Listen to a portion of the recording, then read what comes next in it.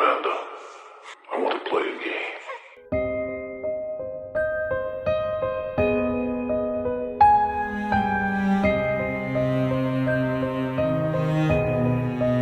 Hey horror freaks, welcome back to my channel. My name is Amanda. Today's video is going to be my full review with spoilers of Goosebumps The Vanishing. This is the second season of the original Disney Plus series Goosebumps. This is obviously based on R.L. Stine books series, and as always on my reviews always spoilers, but if you don't want that, on my description box down below you're going to find my spoiler free review, because I always like to give you guys the two options. And give you that quick disclaimer, let's get into the video. Now, Goosebumps The Vanishing follows two teenager siblings that discover a threat within their home, setting off a chain of events that unravel a profound mystery. As they delve into the unknown, the duo find themselves entangled in the story of 5 teenagers who mysteriously vanished in 1994. To quickly summarize it, this season opens with the teenagers getting lost back in 1994. They are presumed dead, but we see that something else has happened to them. But 30 years later, the only one that is actually still looking for them is the younger brother of one of the kids, that is Anthony. Anthony is the father of twins Cece and Devin that they are about to spend the summer with him in Brooklyn. As Cece and Devin, they start to settle down on the area, they meet some friends, and they end up on the same place that Maddie, that is Anthony's older brother, and their uncle got lost. And something weird happens again, and this time to Devin, but he is able to get out in time, but he brought something with him to his house and to the neighborhood. And after 30 years, Anthony finally gets back his brother's hoodie, and when he's looking at it, he realizes that there's something on it. And when he starts to investigate, he realizes that this is a type of plant, but this plant attacks him and gets into his body. Eventually learn that this is not a plant, but it's a type of animal. But Anthony is also having some troubles with his front neighbor because he's always blocking the driveway. So what Anthony does is that he smashes one of his car windows. Because of that, the teenager slash college boy, he gets inside of Anthony's house, he starts smashing the plants, and he eventually encounters what Anthony found, and he gets dragged by it to a refrigerator. After that, things get worse and worse, and it's up to these teenagers and Anthony to finally find out what happened back in 1994 and how they can stop it from happening again. But luckily, the story ends on a high note and has a happy ending until those very last seconds, and we realize that this thing is far from being over. Now, getting into the review, if you are familiar with Goosebumps, you know that this is meant for kids and also teenagers, so this may not be too appealing for an adult audience. But as someone who still enjoys Goosebumps and I can still like kids and teenage horror, I didn't have a problem. So that is something that you should keep in mind. If this is not the type of horror that you like, if you're not into it anymore, that's fine. But don't expect this series to be dark and very scary, because it's not. This season is darker than the first season, that's for sure, but it still have some humor, and at the end of the day, they're still teenagers and this is still teen horror, and it's more appropriate for a younger audience. When it comes to the things that I really like it, the plot and the general story, just like on season 1. Here we have some books that are being adapted, some elements of it. It's going to create a more cohesive and serialized plot instead of doing an anthology episode. So instead of having one episode focusing on one sole book, we have elements of it but also mixing it with the general plot. It's a story that is very easy to follow. There's nothing confusing about it. If you have read the book, you're going to recognize those elements that are being brought to the screen.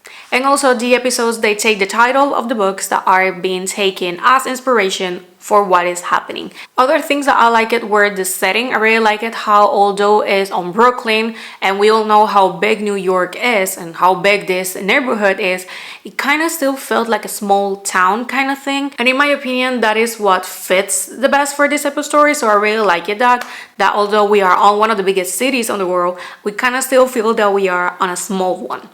I also really like the humor. This one, like I said, is more darker than the first one, but still has that humor and I enjoyed it. But again, this is for kids and teenagers, so most likely you're not going to enjoy it if this is not what you like. And again, that's completely fine, but that is something that you need to keep on mind before sitting down and watching this. But when it comes to the things that I didn't like and I felt that they hurt the season, were the characters. Some of them are unlikable They grow on you. By the end, I was caring about them, but at first it was kind of a hard watch, some of the scenes, because of the characters, because I didn't like them as much. And also because some of them, they lack development, they fall into teenager stereotypes that they are very easy to recognize. At the end, this has improved, so it's not as noticeable. Another thing that I didn't like it was how slow those first episodes felt. I understand that the first episode most likely is always going to be slow because you need to get as much as information as possible, all the explanations, all the introductions, I get that. But when it came to the second and the third one, I still felt that we're like going very slow and it was hard to keep my attention on it. But once we get to the fourth, fifth episode, things start to run more smoothly, so by the end of it, goes faster. For me, the season took some time to grow on me. I didn't stop watching it because I knew that I had to review it, but I just know that if I didn't have to, most likely I was going to stop watching it mid-through. But I am glad that I didn't because I ended up liking it. Although at first it was kind of a hard watch. But what really threw me off, and I really don't understand what happened here, was the soundtrack placement. Now, they feature songs from Sabrina Carpenter, Taylor Swift, System of a Down, to name a few. We have a modern soundtrack. I was expecting that because they also do that on the first season. But here, the placement of the songs, they kind of didn't make sense. A few of them did, but there were moments that they were placing these songs that they had nothing to do with what was happening. And it kind of felt that they just chose popular songs for teenagers on social media and they just dropped it there.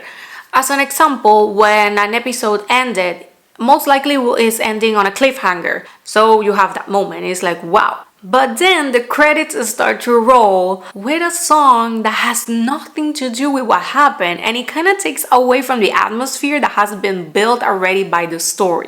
So this is not really a complaint that is a modern soundtrack because I like those songs. Again, they are great choices, but I feel that they could have worked them a little bit better with what was happening at the moment. I feel that they could have used them differently. It kind of bothered me a little bit because the episode ended. I was like, why this song of all modern songs? Why that? If you watch the season, you will get what I'm talking about. But at the end of the day, I enjoyed this season towards the ending more than at the beginning.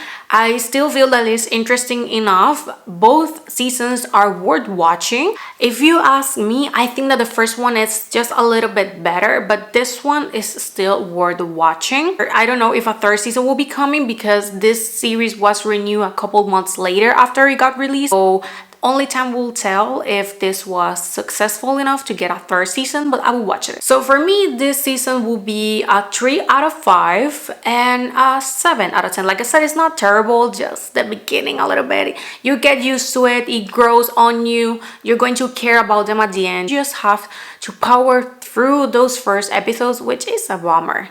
And that shouldn't be the norm, but sometimes it happens with TV series. And if you're interested in watching, the 2 seasons are now available on Disney Plus and Hulu. And with this, I end the video. Thank you so much for watching. Let me know down below if you saw this series, what are your thoughts? If you watched season 1, which one was your favorite? Thank you so much for watching, and I'm going to see you guys on my next video. Bye! Game over.